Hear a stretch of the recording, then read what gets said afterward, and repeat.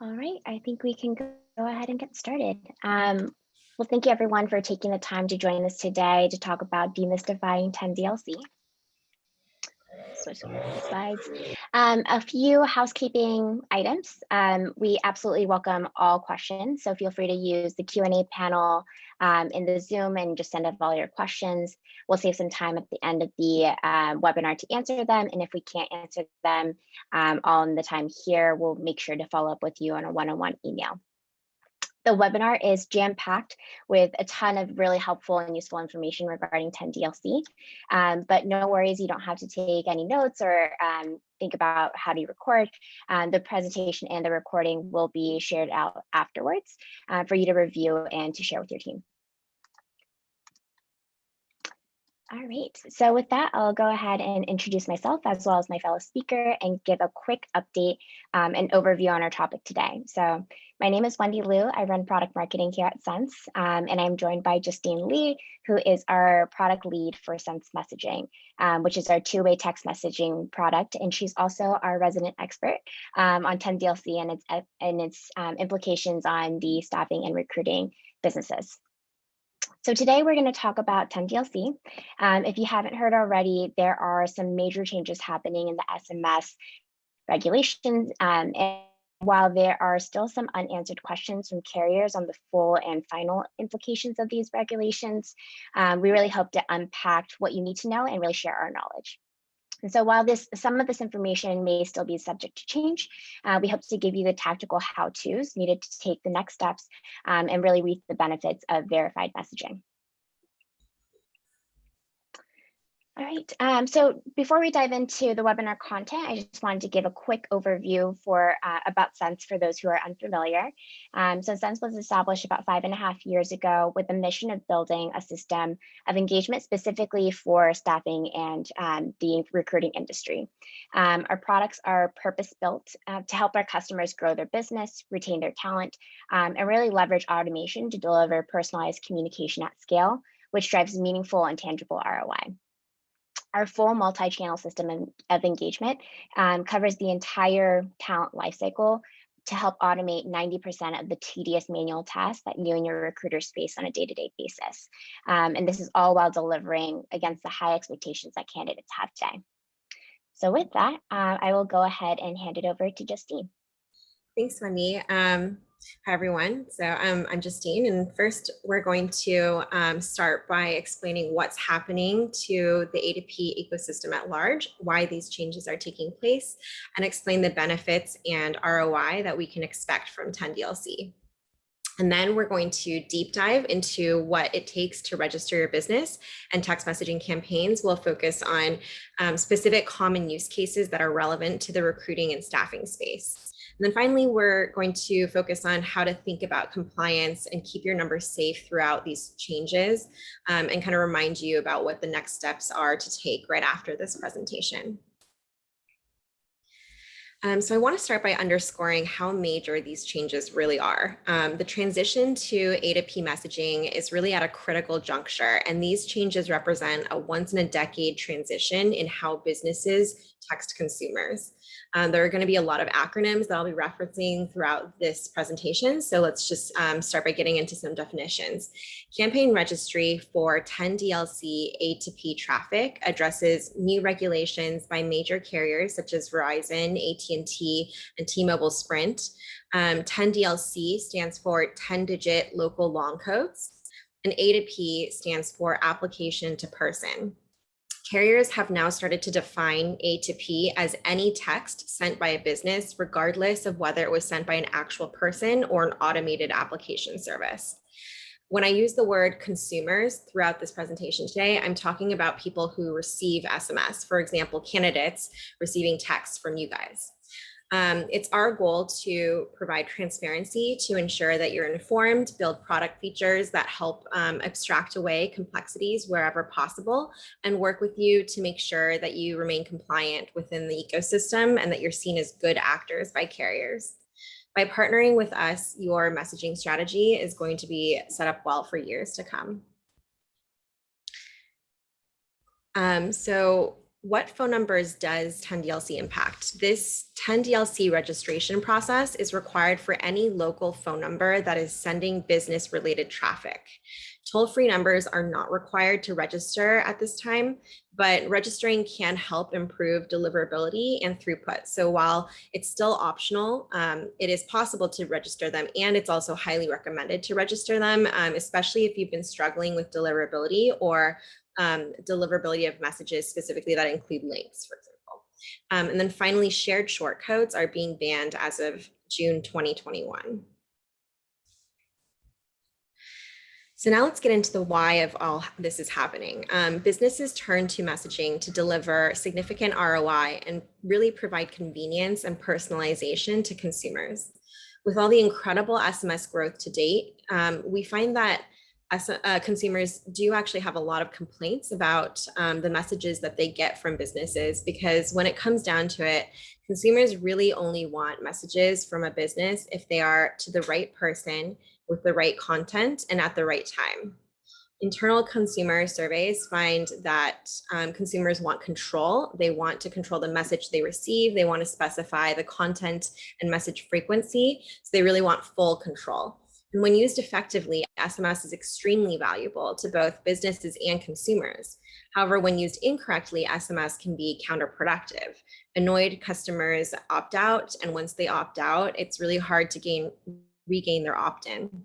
We're seeing customers increasingly report unwanted SMS, and we've seen that trend over time in the ecosystem as a whole, especially more recently during this last election season and with COVID PSAs and people relying more heavily on SMS to stay connected. What's important to understand is that a poorly timed or unwanted message isn't just bad practice. It can really erode customer trust in the entire ecosystem and ultimately leads to significant filtering. And what that means is it prevents critical messages from getting through, which impacts all businesses, both in terms of consumer behavior towards SMS and carrier disruptions to wanted traffic.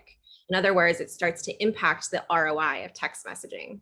So in an effort to preserve the integrity of the SMS channel, major carriers are asking businesses to register with them through this new trust verification process.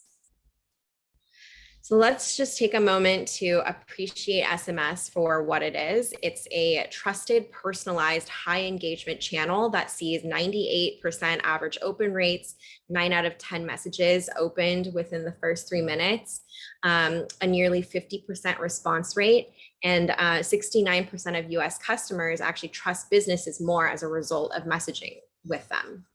And so this right here is the value of SMS, and it's why businesses like yourselves invest in it. Everyone who is a player in the ecosystem has a vested interest in ensuring this value remains for years to come. We want to continue to ensure that SMS has this trusted, personalized feel, that when people get a text message, they want to open it right away. They feel like there's a real call to action, that it's a personalized experience every time they get a text message.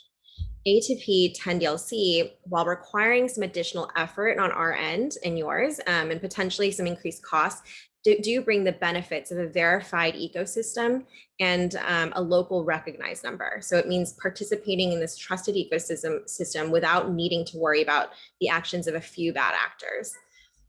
And that's why it actually represents a pretty significant opportunity for you and how you communicate with your candidates. And then before we dive into the process, I'm going to share just 2 more great ROI stats to get everyone pumped for a 10DLC. So the first is when business messaging is verified, consumers indicate a 27% increase in likelihood to convert, and businesses enjoy a 20% increase in brand perception when message senders are verified.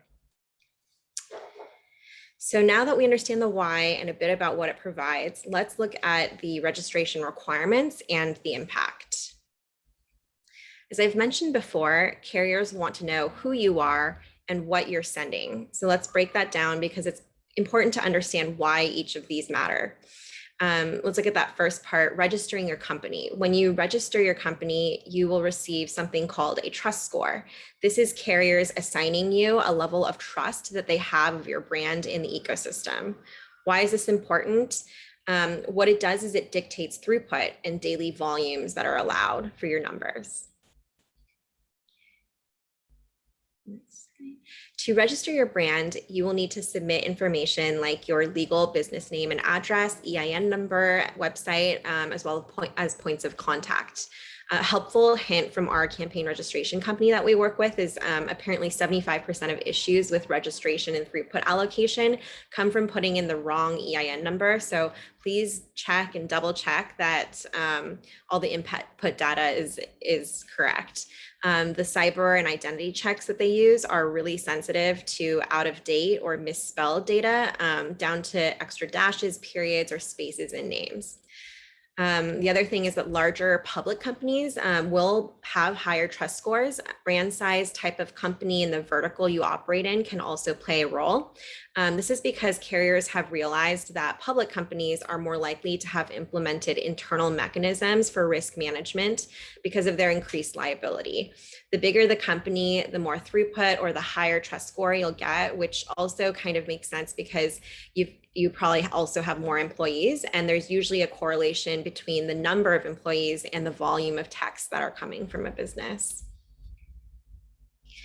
The second part of the process is campaign registration, which tells carriers what type of content you'll be sending. This impacts your throughput and volume by use case for certain carriers. So now I'm going to deep dive into what campaign registration looks like, starting with a few definitions. What is a campaign? It is a use case, and then there are campaign types depending on how you set up those use cases. A phone number can only be associated with one campaign. The campaign registration process considers four major aspects of your traffic. First is how narrowly defined the campaign is, the specific use cases, sample messages, and content attributes. And I'm going to dive into each one of these in the following slides, starting with how to determine your campaign type. There are four different campaign types, but really only three of them will be relevant to most of you. If you have numbers that only do one specific thing, then it can be associated with a declared campaign. Declared routes have the highest throughput and speeds.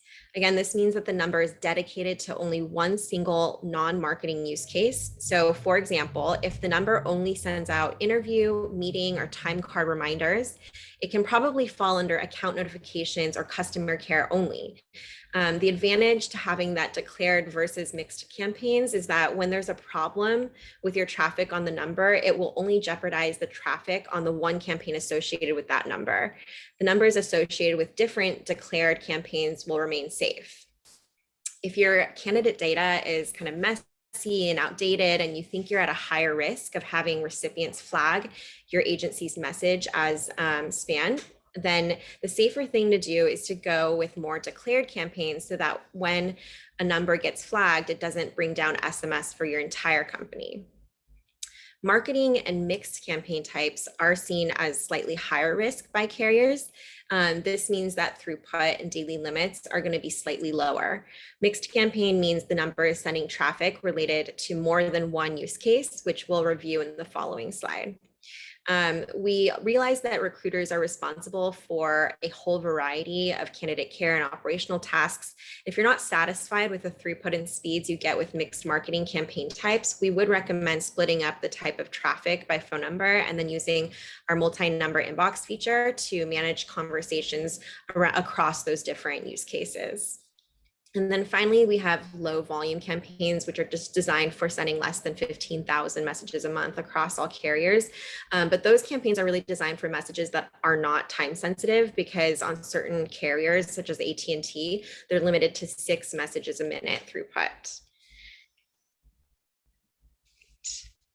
So now let's look at how determine the use case. This is usually the trickiest part of campaign registration because so much depends on the context of the messages you're sending. The use cases that are probably going to be most relevant to you guys is customer care and marketing. Customer care is a very broad category that can encompass a lot of the traffic we see people sending today at staffing agencies. Customers can be considered candidates, workers, or clients that you work with. Marketing is a trickier one because it's a higher risk category, and some messages that you may think qualify as customer care may actually fall under marketing depending on how the recipients are procured. And I'll kind of go into that a little bit more in the next slide. And then some other categories and use cases that are relevant are account notifications, which could be automated reminders or alerts that are sent to people that have created a profile or account for your agency's website. And then polling and voting is any non-political survey link. However, it's possible to send survey links as customer care, depending on the situation.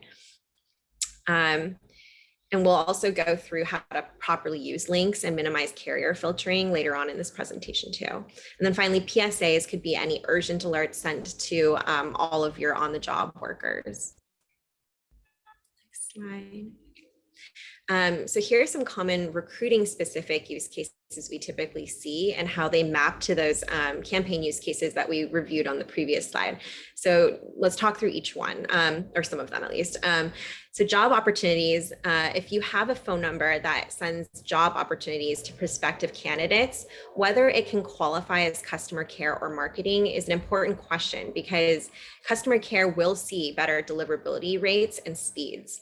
The relevant question is, how did you procure your recipients? Did they explicitly sign up to receive job alerts from your company? If so, then this could qualify as customer care. If you purchased their phone numbers from some database 5 years ago, or if you have them because they were placed, 5 to 7 years ago, and they are still just in your system, but they didn't recently actively express an interest in getting job opportunities texted to them, then I think it's safer to categorize it as marketing.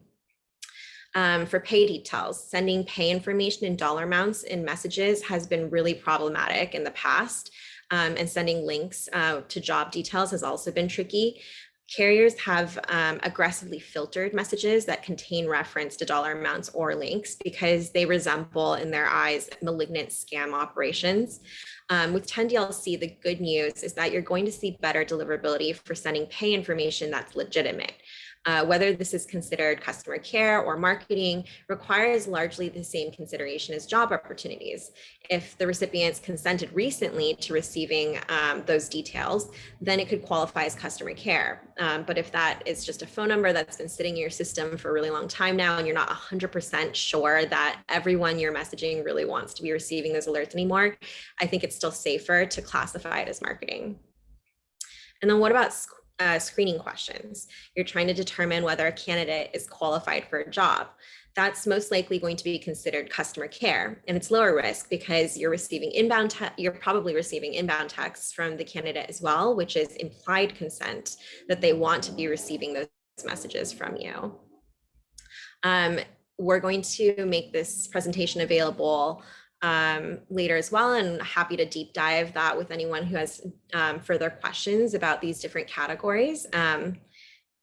And I think the next slide also kind of just shows how some of the other ones that we didn't go through just now would map. Cool. And then next slide, yeah. So for sample messages, you can enter up to 5 sample messages, and these just really help carriers understand the type of traffic you're going to be sending. If someone flags your message in the future, carriers might look at these sample messages to better understand the type of traffic that you had registered for. And then finally, you're going to need to select your content attributes. This is also pretty straightforward and just a good slide to reference in the future. But the 2 that are mandatory here are subscriber opt-ins and subscriber opt-outs. And then, 3 that are actually required. Subscriber help is also required. This means that users need to be able to opt in and out of a campaign. And then it also means that if a user has opted out of one campaign, they can still be opted into a different campaign or receive messages from your company, maybe for a different use case. And another note, if you're sending links, just to make sure that you include sample links in your sample messages. So while they all require a trust score, each carrier views these scores independently. AT&T is really focused on the campaigns registered to each brand and building out throughput restrictions based on the type of campaign and use case. Having a single dedicated use case for a number lowers the risk of the campaign in their eyes. T-Mobile, and they've acquired Sprint, so it's really T-Mobile and Sprint, focuses on the brand rather than the campaign, with the daily allowance for throughput allocated to the brand itself. If the brand has multiple campaigns under it, then the allowance is shared across all campaigns. Once you've registered your brand and campaigns, there are really important things that texting providers like us do in conjunction with you. We partner with you to practice good opt-in management. So proactively asking for consent and then sending those texts to people and then sending texts to those who have opted in, segmenting consent. Opt-in rates and opt-out rates for your texting campaigns will be closely monitored just like they are today. And then really it's about sending good content. More specifically, there are things that you want to avoid that are just likely to cause customer complaints or trigger content filters, such as using public URL shorteners, excessive punctuation, and excessive all caps. And then writing good content is really just half or less than half of the battle, really, because you want to make sure that you're sending good content to the right people at the right time. There are not hard and fast rules that dictate whether or not a message will run afoul of the carriers, only recommendations from carrier organizations and from observations that we can make as experts in the SMS space. So the best way to think about how to send good content is to ask yourself, how likely is it that someone who receives this text is going to opt out or block me? The reason this question is so important is that opt-outs and blocks are going to become exponentially more important to carriers in this new system. If you start seeing a high opt-out rate, they can completely block you. You can get a 99% block on some carriers, which can be detrimental to your business if SMS is like kind of your primary way of outreach. And then the big difference between this new registration situation and what we had before is that your business identity is registered with carriers. So you want to remember that campaign ID is a real thing that gets associated with your phone number deep in the SMS ecosystem. And it's that phone number to campaign ID pairing that basically allows you to go through networks on a registered basis. So carriers are going to know who you are now. They'll know exactly which business the offending message came from, and any bad traffic associated with you is going to directly impact whether you can send messages, how many you can send, and how quickly they're being delivered. So essentially, there's going to be a lot less margin for error. And then this brings us to what specific steps you can and should be taking to prepare for these big changes.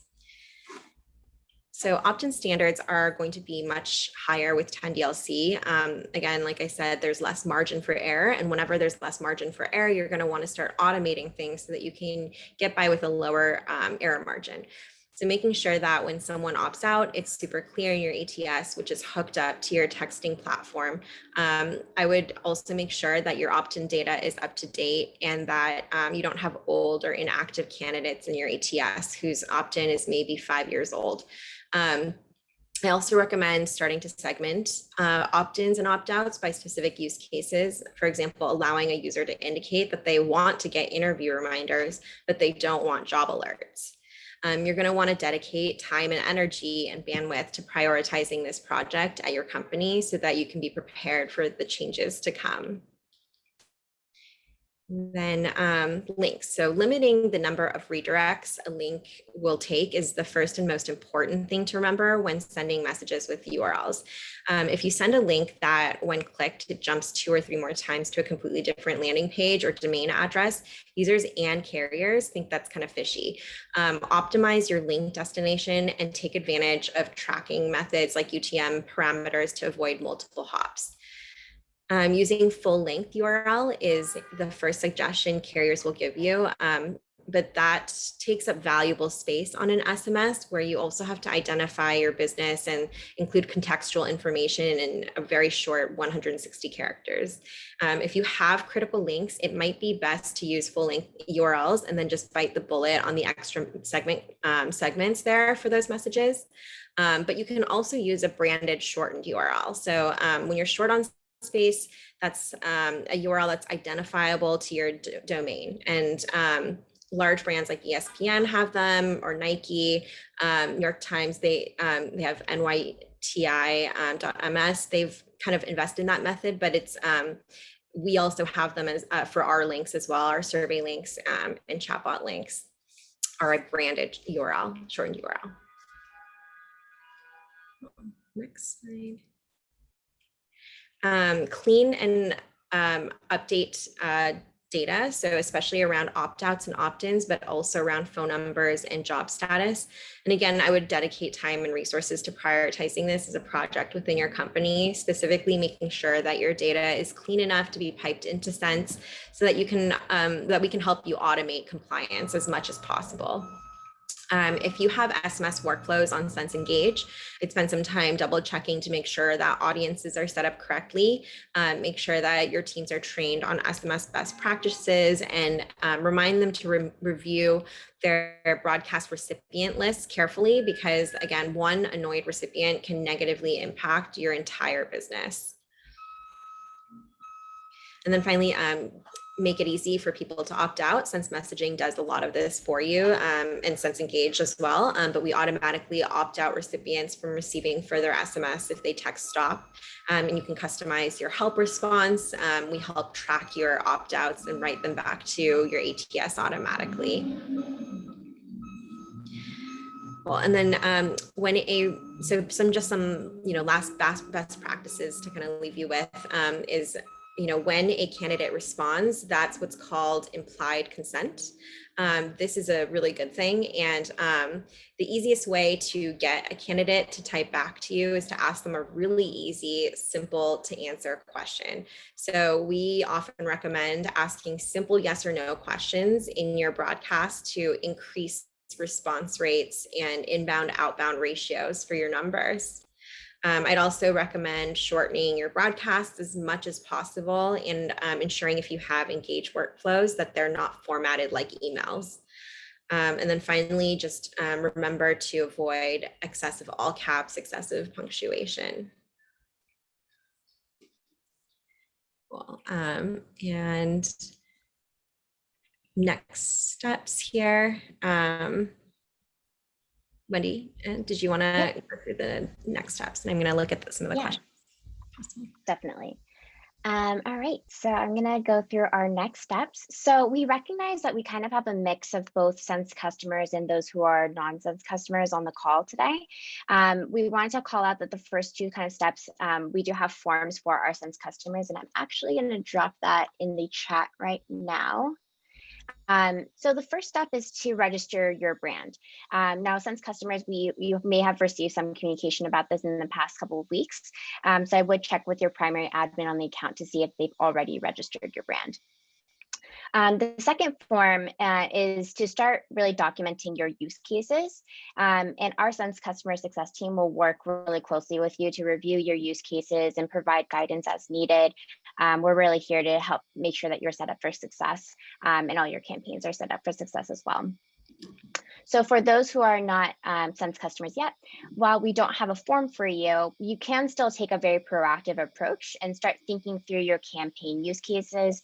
I mentioned that we'll send out this recording. The section where Justine reviewed some of the common recruiting use cases would be a great place to start, to think through, what are the communications that you're sending out, and what kind of use cases do they fall under. And then step 3 applies to both Sense customers and those who are not Sense customers, and that's to start cleaning up your data.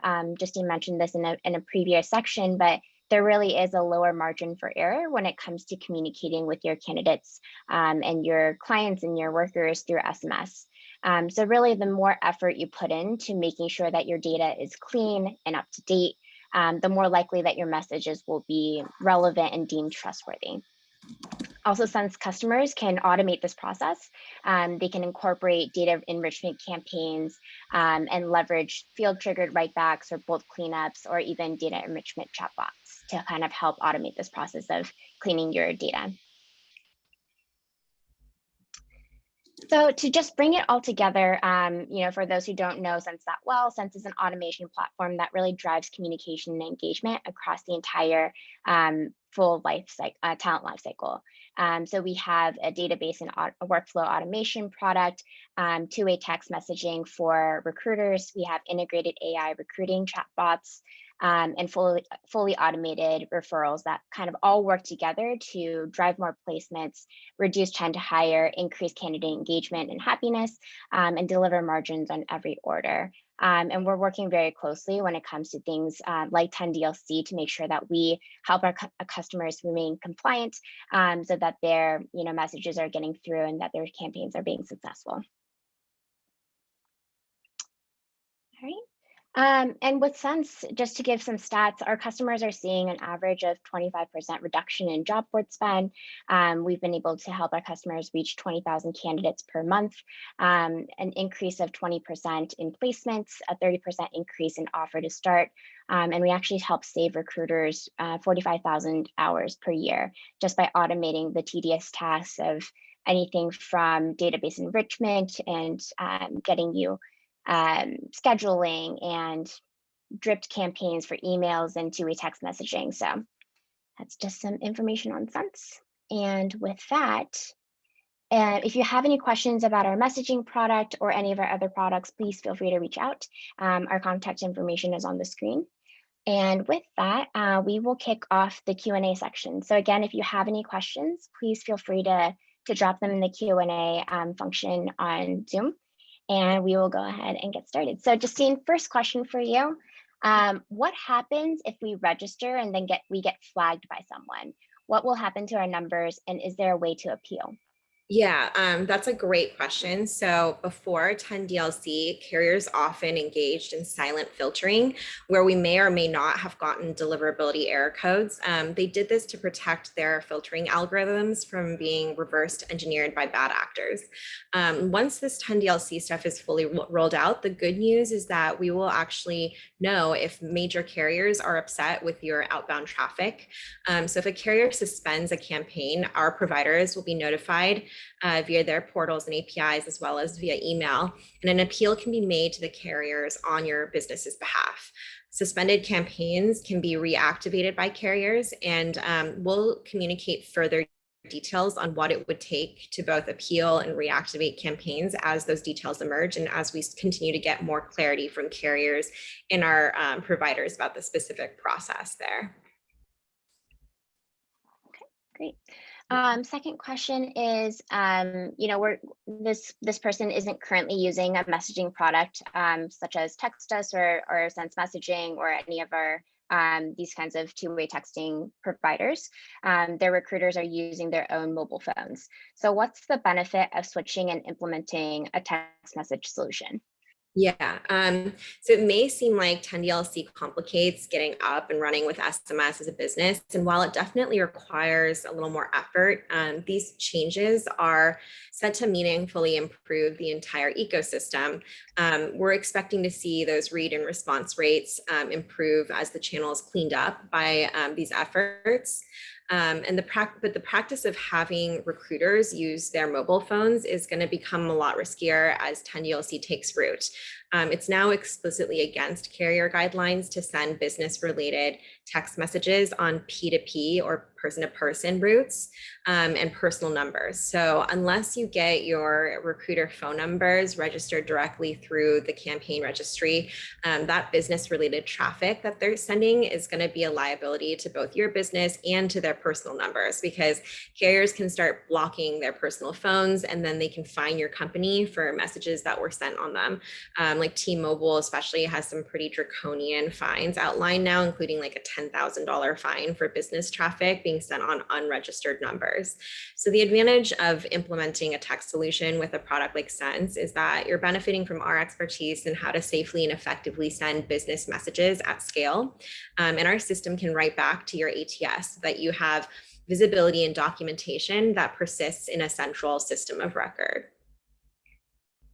Yeah, and the only other thing I would add to that is, I think especially with COVID and everybody working from home, there's this increased need to really separate work from home. And I think when you have everything documented in one place, it does kind of muddle those lines a bit.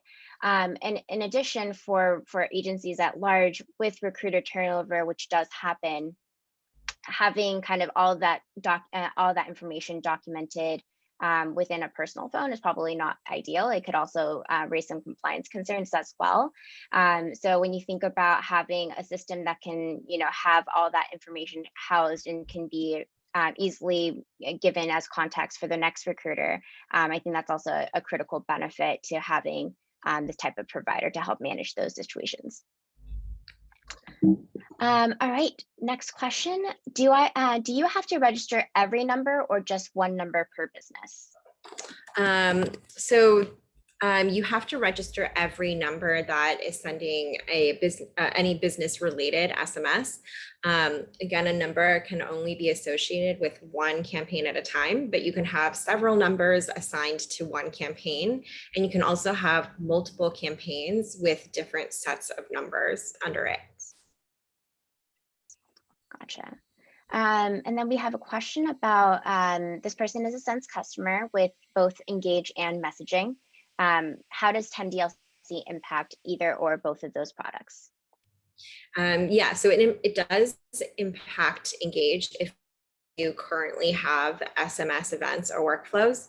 It basically impacts any product you use for texting or that sends text messages from 10-digit long codes. So even if it's not Sense messaging or Sense Engage, any texting product that you use that is sending traffic like that, this is a program that will impact. Gotcha. All right, next question we have, will Sense be updating their features to allow for journey-specific opt-out to comply with the subscriber opt-in, opt-out requirement? Yeah, we actually really are prioritizing and working actively to support campaign-specific opt-ins and opt-outs. So we'll definitely have more information about that in the near future. Great. Next question is, given that this registration process is newer, what are the metrics on average open rate and response rate being pulled from? How many companies have already registered to be able to have these figures? So the metrics we reviewed in this presentation are just current industry-wide metrics, but those metrics have kind of been sliding in recent years, which is a lot of this is kind of a response to that. And so this 10DLC registration process is really going to help us maintain and hopefully improve those metrics over time. The ones that we reviewed today are like industry-wide gathered, yeah. Got it. Carriers. Let's see, the next question we have is there anything in development on our end, so Sense's end, to help identify and eliminate things in messages that can be seen as negative, such as not allowing multiple exclamation points or all caps? Yeah, so we're also actively building content level warnings to help remind users to follow best practices and automatically remove that for users. We also have a new feature coming out in the coming month or so, which will help you guys target your broadcast audiences a bit better. So to easily remove recipients who have recently received a message, and you can indicate a time frame for that. So that'll just help reduce a lot of the redundant broadcast messages that are going out. Great. Do we need to register if we are, I'm sorry, let's see.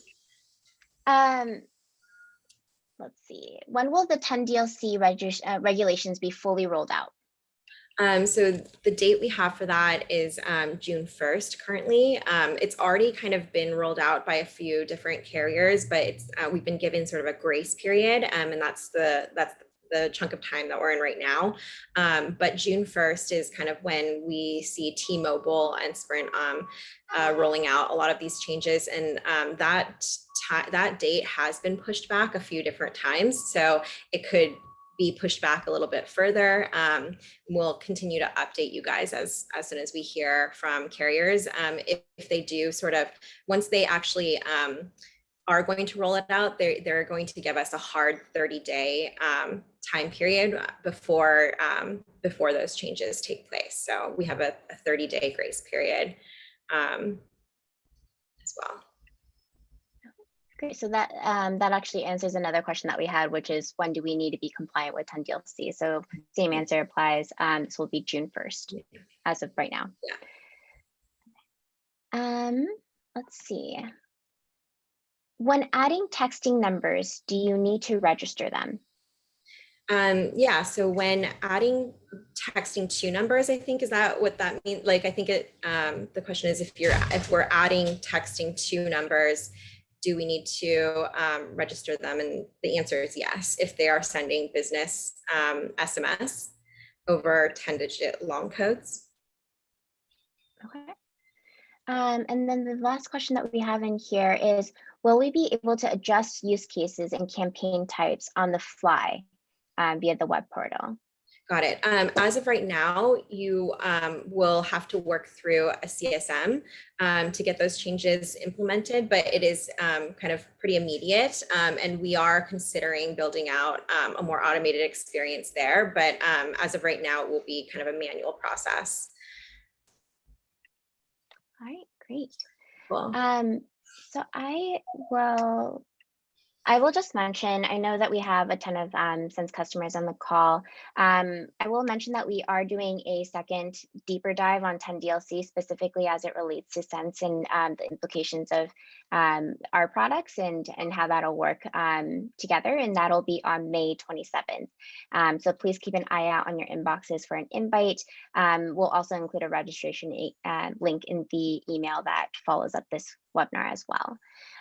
In addition to the webinar recording, we've had a person who asked if we can get kind of a key on some of the acronyms and the acronyms that were used in this presentation. So we'll be sure to include those as well.